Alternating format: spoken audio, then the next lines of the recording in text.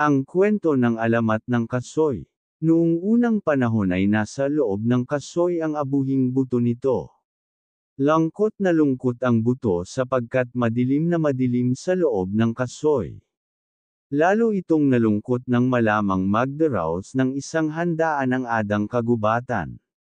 Sa gabi ng handaan ay ipinatawag ng ada ang lahat ng hayop at halaman. Ang buong kagubatan ay nagliliwanag sa tama ng mga ilaw ng parol ng mga alitaptap. Ang huni ng mga kuliglig at kokak ng mga poloka ay sumasaliw sa awit ng mga maya. Masayang kasayaw ng mga kuneho ang mga USA, ng mga elepante ang mga tamaraw, ng zebra ang tiyonggo.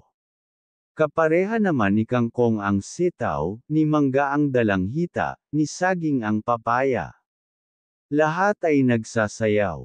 Lahat ay kumakanta. Masayang masaya ang kagubatan. Bukod tanging ang buto ng kasoy ang lungkot na lungkot. Mabuti pa sila, nakikita ang masayang paligid. Heto ako, nakakarinig ng awit at tawanan pero hindi naman nakikita ang katuwaan. Nolinagan ng makapangyarihang ada himutok ng buto. Gusto kong maging maligaya ka. May kahilingan ka ba? Ayoko pong nakakulong sa madilim na lugar na kinalalagyan ko. Naiinggit ako sa ibang hayop at halaman na tuwang-tuwa kapag may handaan sa kagubatan. Nakakasama sila sa pagsasaya. Hindi lang nila naririnig kundi nakikita pa ang katuwaan ng lahat. Maawa kayo, mahal na ada. Gawan ninyo ng paraang makalabas po sana ako sa pagkakakulong ko sa loob ng prutas na ito. Naantig ang maawang damdamin ng mahal na ada. Iwi na siwas nito ang nagniningning na pananglo. Sa isang iglap ay nakalabas sa madilim na kulungan ng buto. Masayang-masayang napanood ng buto ng kasoy ang sayawan, kantahan, at pagkakatuwaan ng mga hayop at halaman. Ang malakas na pagkokak ng mga poloka at paghuni ng mga kuliglig ay sumaliw sa awit ng mga maya. Sa tuwal ng elepante kumembot-kembot ito sa pag-indek.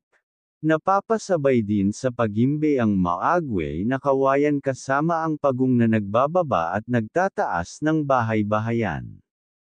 Hating gabi na ng iwas-iwas na muli ng batihing ada ang kanyang makinang na pananglo. Hudyat iyon ng pamamahinga. Pinatay na ng mga alitaptap ang parol nila.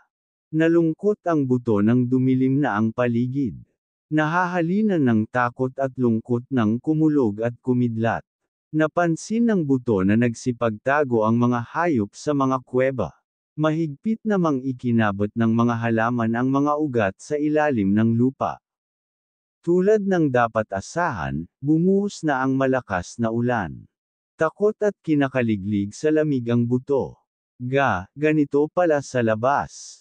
Mamamatay ka sa sobrang ginaw. Mabibingi ka sa ingay ng kulog. Malamang natamaan ka pa ng kidlat. Ayoko na sa labas. Hindi pinakinggan ng ada ang abuhing buto ng kasoy. Bilang panghabang buhay na parusa ay pinamalagi ng adang manatili sa labas ng kasoy ang abuhing buto nito. Iyan ang alamat ng kasoy at nang di nito makontentong buto.